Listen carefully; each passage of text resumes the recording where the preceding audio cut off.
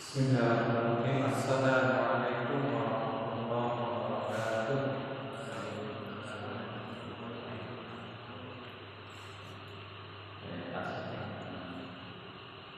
Oh, karuan kamu.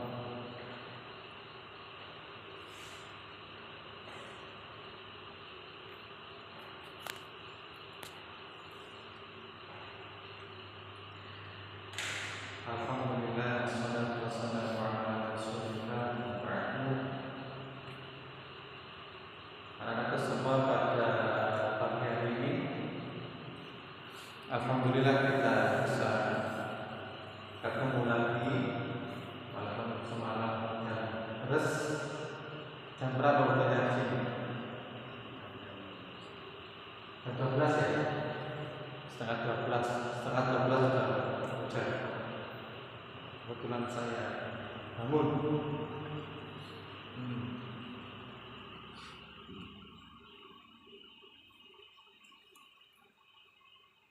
Hari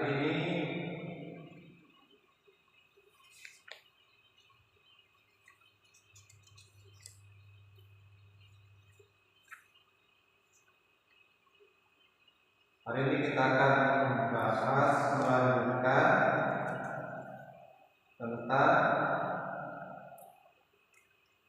kalau kemarin apa kemarin? Tayamum ya. Masih ingat kan tayamum? Masih ingat ya? Bahwa yang diusap itu hanya dua anggota tubuh, wajah dan telapak tangan. Wajah dan telapak tangan. Bukan kita ya.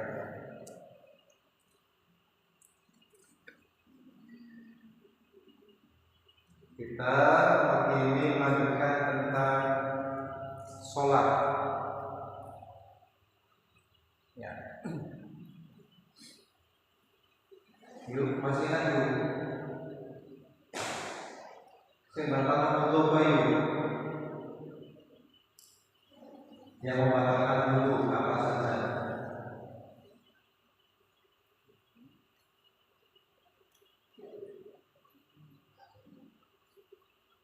Apa yuk?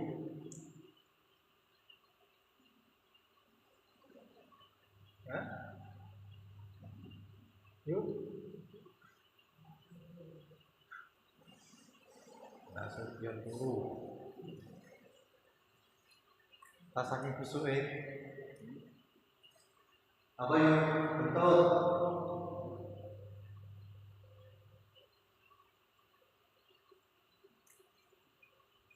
Pipis. Apa yuk? Kentut, pipis.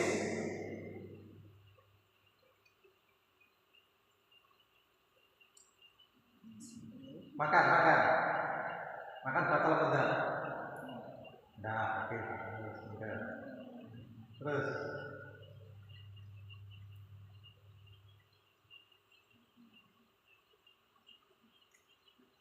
apa? BAB ya. Ngerak ya. Terus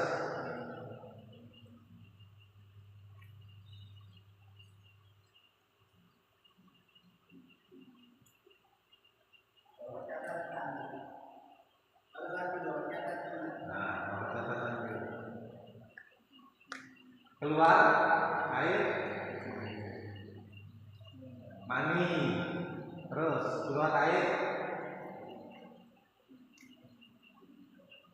madi, terus keluar air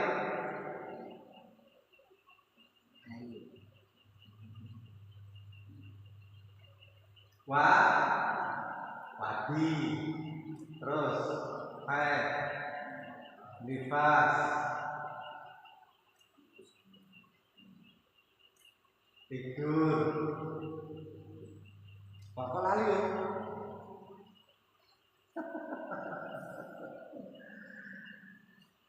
Pipis, berak, kentut, keluar mani, keluar madi, wadi, haid, nifas, itu. Jangan lupa ini. Ya. Nah itu hal-hal yang membatalkan wudu. Ya. Nah sekarang kita lanjut ke pembahasan gerakan sholat. Ini sifatnya mengulang ya, tapi yang sudah kelas 12 sudah berkali-kali. Sholat itu sekali lagi tidak sah kalau tidak diawali dengan wudu. Ya. Sholat tidak sah tanpa wudu. Tata wudu sudah berkali-kali kita sampaikan, teman-teman masih ingat kan? Sholat itu sangat penting karena sholat itu adalah lambang tanda bahwa dia seorang hamba. Jadi menandakan kalau kita ini seorang hamba itu yaitu dengan sholat. Allah adalah pencipta kita, dan salah satu tanda bahwa kita mengakui bahwa kita ini diciptakan oleh Allah adalah dengan sholat. Jadi kalau ada orang yang tidak sholat, berarti dia tidak mengakui bahwa dia seorang hamba yang diciptakan oleh Allah. Maka kalau orang yang tidak sholat, dosanya sangat besar. Allah sangat marah kepada orang yang tidak mau sholat.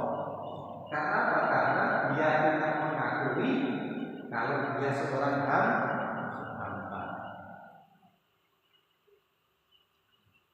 Alhamdulillah bainana wa bainahu as-shalah.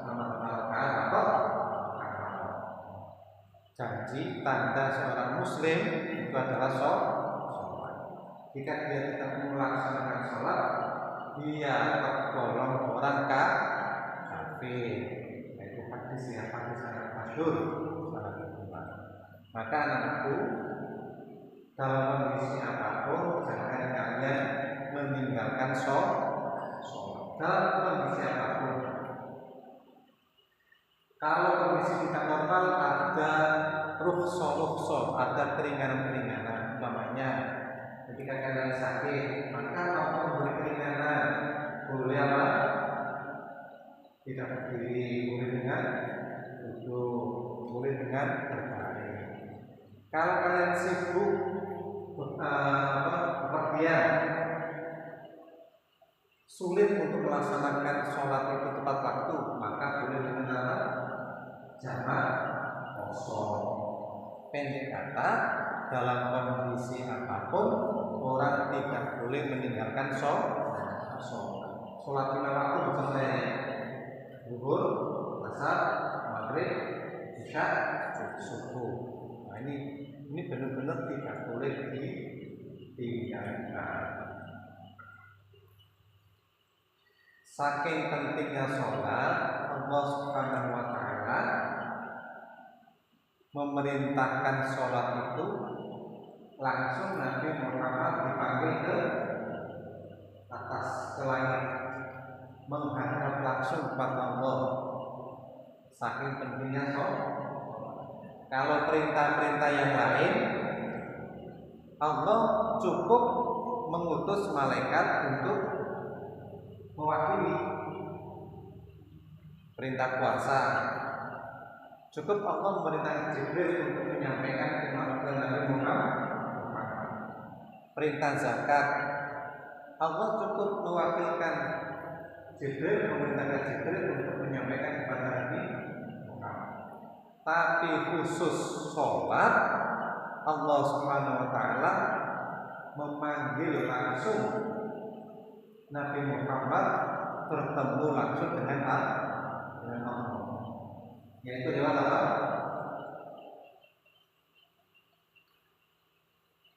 Lewat apa? Isra Mi'raj. Allah menjalankan Nabi Muhammad dari Mekah Masjidil Haram ke Masjid Al-Aqsa, kemudian dari Masjid Al-Aqsa naik ke Sidratul Muntaha bertemu dengan Allah Subhanahu wa taala langsung. Ini sekali lagi menunjukkan betapa pentingnya perintah sholat. Maka anak semua sekali lagi jangan lupakan, jangan tinggalkan sholat, walaupun hanya sekali saja. Jangan. Dosanya terlalu besar. Dosanya terlalu besar orang yang meninggalkan sholat. Nanti di akhirat amalan pertama kali yang ditanyakan oleh Allah adalah sholat. Jadi nanti ketika kita dihisab oleh Allah, dihitung amalan kita, itu pertama kali amalan yang ditanyakan oleh Allah adalah amalan sholat. Kalau sholat kita bagus, maka semua amalan dianggap bagus. Kalau amalan sholatnya kita baik, semua amalannya dianggap tidak baik. Jadi kunci itu adalah netes ya, iman kan, ojo. Jadi kunci amalan itu adalah sholat. Ya, itulah pentingnya sholat. Di buku ini sempat saya tulis ancaman-ancaman orang yang tidak sholat.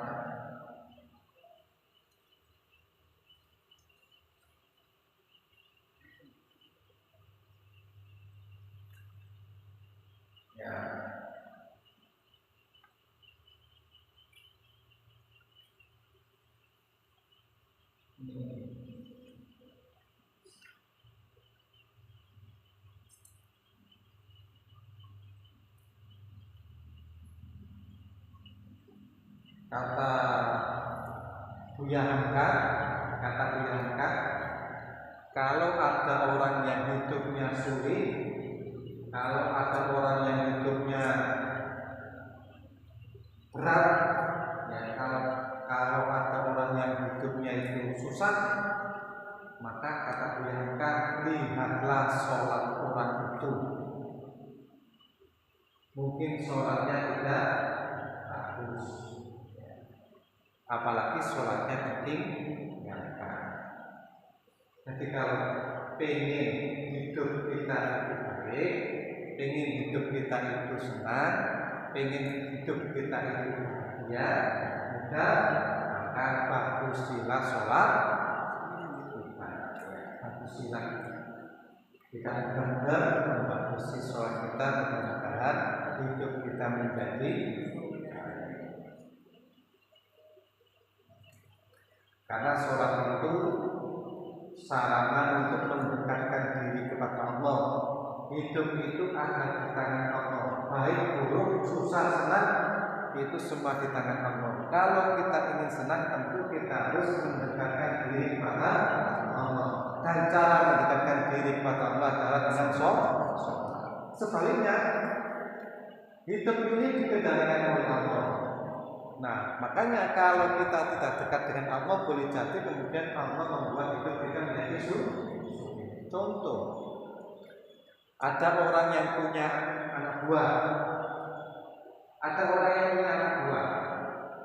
Kalau anak buahnya itu bandel, disuruh terus ngeyel, kira-kira bosnya itu senang apa enggak?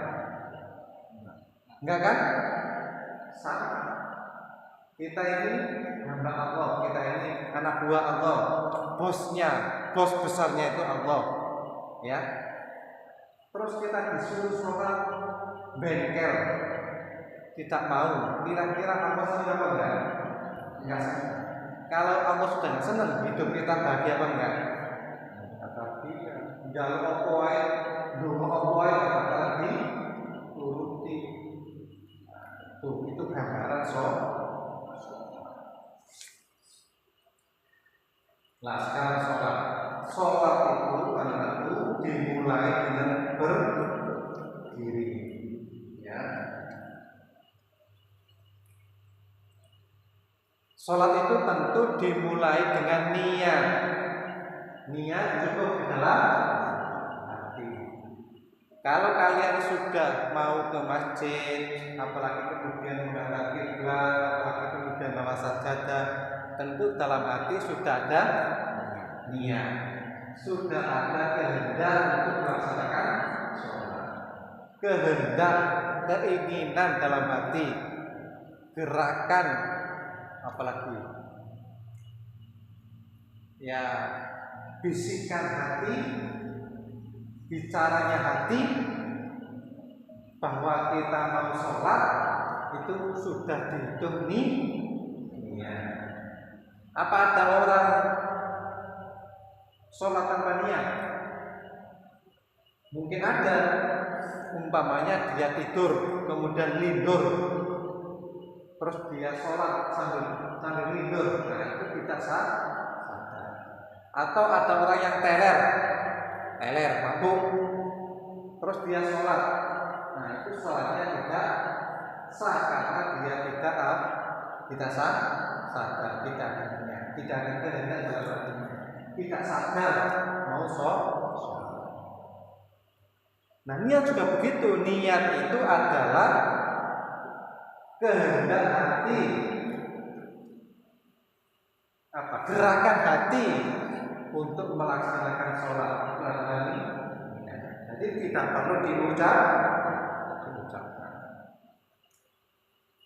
Setelah niat diawali dengan takbiratul ihram tanpa membaca apa-apa ya.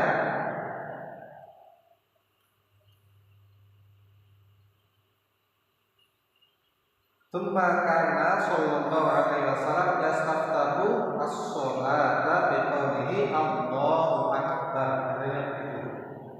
Rasulullah sallallahu alaihi wasallam yastaftahu mengawali sholat biqaulihi dengan membaca Allahu akbar. Jadi Rasulullah itu mengawali sholatnya dengan membaca apa? Allahu akbar, takbiratul ihram.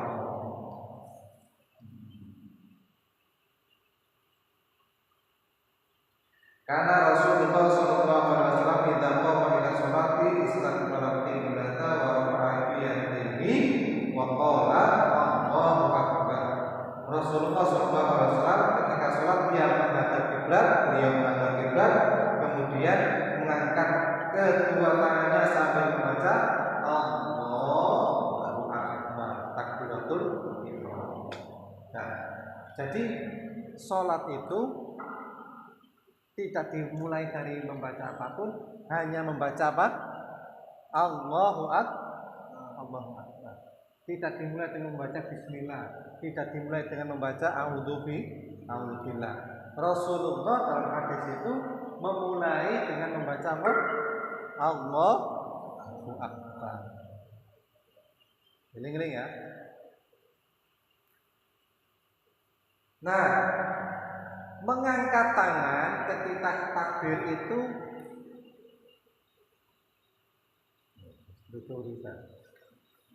mengangkat tangan dalam takbir itu boleh bareng-bareng sambil membaca Allahu akbar, boleh. Allahu akbar, boleh. Atau membaca takbir dulu baru diangkat tangannya. Allahu akbar, baru diangkat tangannya, boleh. Atau tangannya dulu yang diangkat, setelah diangkat baru membaca Allahu akbar. Turu. Nah, merem ya. Turu tapi pintar. Jadi sekali lagi takbiratul ihram itu ada 3 cara. Boleh Allahu akbar dulu baru diangkat tangan. Allahu akbar baru tangannya diangkat. Atau bareng-bareng antara ngangkat tangan dan membaca Allahu akbar bareng. Allahu akbar boleh. atau tangannya dulu diangkat baru membaca Allahu Akbar. Allahu Akbar. Boleh?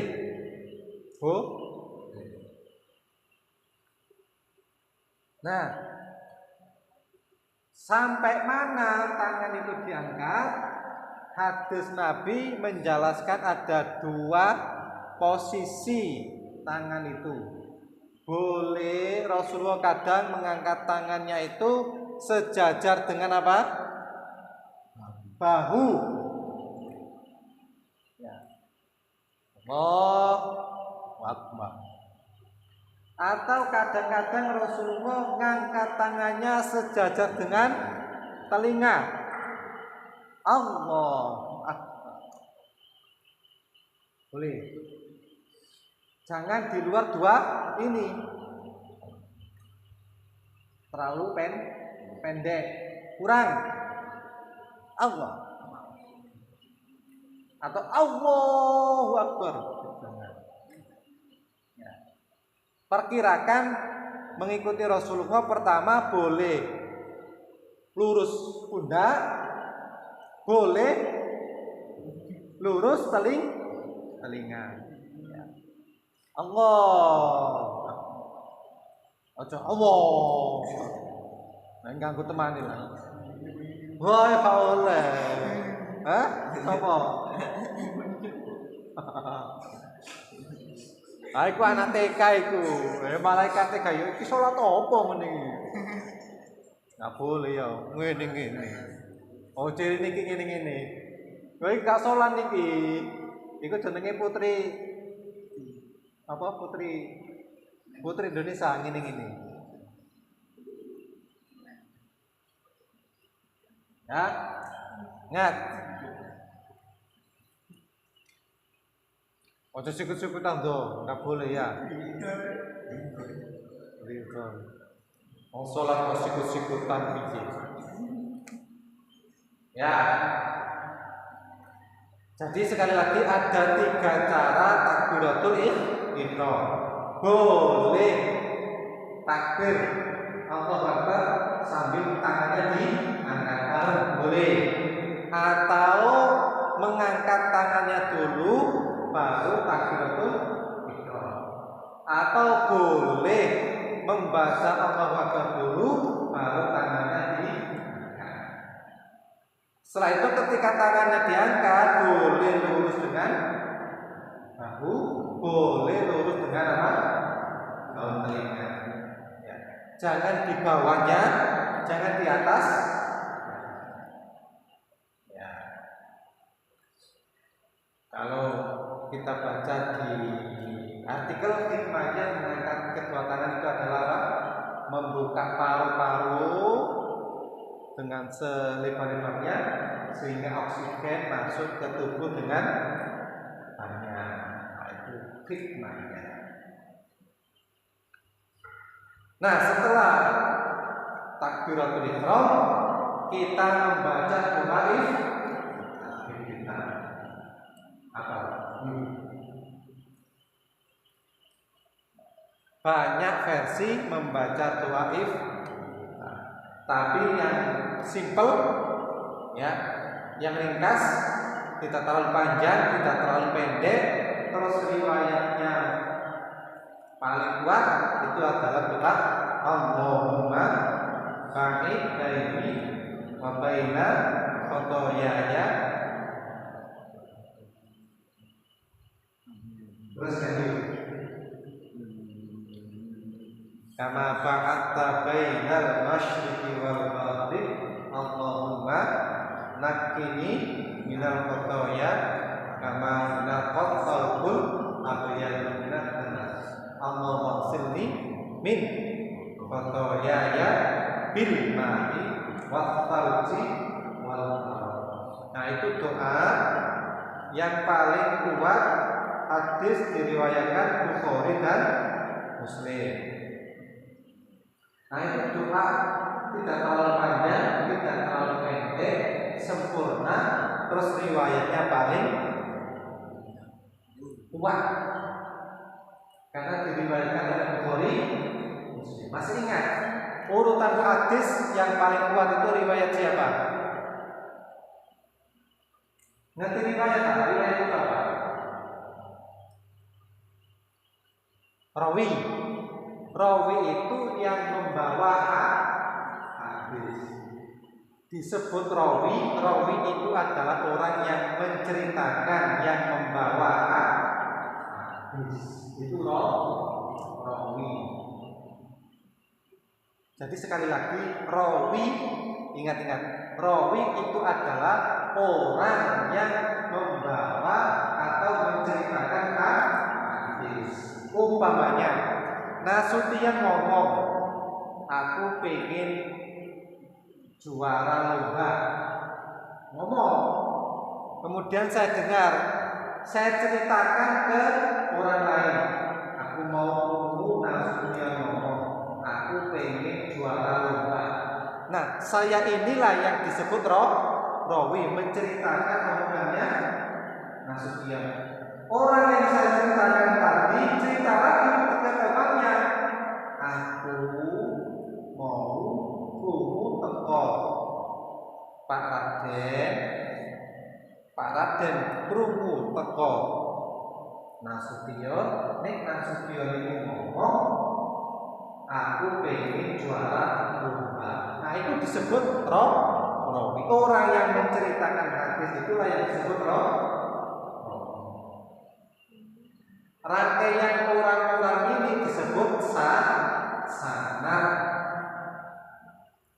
Nah, hadis yang paling kuat itu dibawa oleh siapa? Diceritakan oleh siapa? Bukhari, Muslim. Dari Nabi, kemudian dari sahabat Nabi dari tabi'in dari tabi'in, kemudian ditulis oleh Bukhari, Muslim, dikumpulkan Bukhari, Muslim. Nah, itulah hadis yang paling kuat. Kenapa disebut hadis paling kuat? Karena hadis yang dibawa Bukhari, Muslim itu hadis yang benar-benar dipilih. Bagaimana cara pilihnya? Bukhari, Muslim itu sangat ketat menerima hadis. Orangnya harus kuat hafalannya. Yang membawa hadis itu kuat hafalannya. Kedua, yang membawa hadis itu tidak pernah sekalipun bohong. Kalau ada rawi kelihatan atau ketahuan sekali saja bohong, maka seluruh hadisnya dianggap dhaif, tidak kuat. Nah, jadi orang rawi itu disebut rawi kuat kalau dia tidak pernah bohong. Satu. Yang kedua, tidak pernah ketahuan lupa, selalu ingat. Kok rawi? Aku ini saelingku ceritanya koyo ngene. Nah, wis ngono iku berarti tidak kuat. Hadisnya langsung dianggap lemah kok. Jadi rawi itu tidak pernah lupa, tek yakin. Kemudian dia tidak pernah kelihatan berbuat dosa. Kemudian tidak pernah ketahuan melakukan sesuatu yang memalukan. Nah, itu sangat ketat. Maka para ulama hadis sepakat hadis yang paling kuat, paling sahih itu adalah hadis yang diriwayatkan oleh Bukhari, Muslim. Urutan yang kedua, hadis yang kuat itu adalah hadis yang diriwayatkan oleh Bukhari. Urutan yang ketiga, hadis diriwayatkan oleh Muslim. Baru kemudian urutan selanjutnya diriwayatkan oleh rawi-rawi yang lain seperti Abu Dawud, Ibnu Majah, At-Tirmidzi, An-Nasa'i dan seterusnya.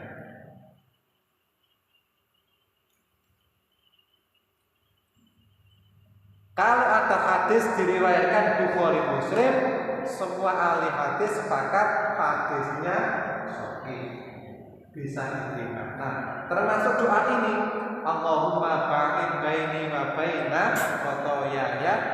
Ini hadisnya diriwayatkan oleh Bukhari Muslim. Maka semua ulama sepakat doa Allahumma ba'id ini doa yang paling kuat. Kemudian ada lagi wajah wajhiya lilladzi fataras samawati wal ardh. Hadis ini diriwayatkan oleh siapa? Diriwayatkan oleh Muslim, ya, Muslim. Tetapi hadis ini, doa ini sangat panjang. Rata-rata orang Indonesia hanya hafal wa ana minal muslimin,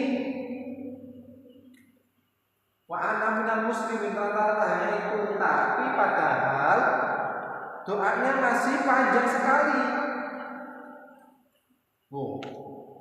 Wa ana minal muslimin di sini tertulis hanya 3 baris. Padahal 1, 2, 3, 4, 5, 6, 7, 8. Doa ini 8 baris. Berarti kalau kita membaca wajah wajhiyah terus hanya cukup wa ana minal muslimin, itu baru sepertiga doa, belum sempurna. Maka biar sempurna doanya, pilih saja Allahumma. Ya, tidak terlalu panjang. Hadisnya juga sangat kuat.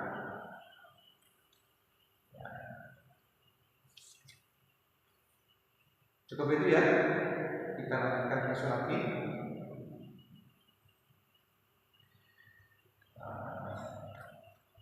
Ya, dan sekali lagi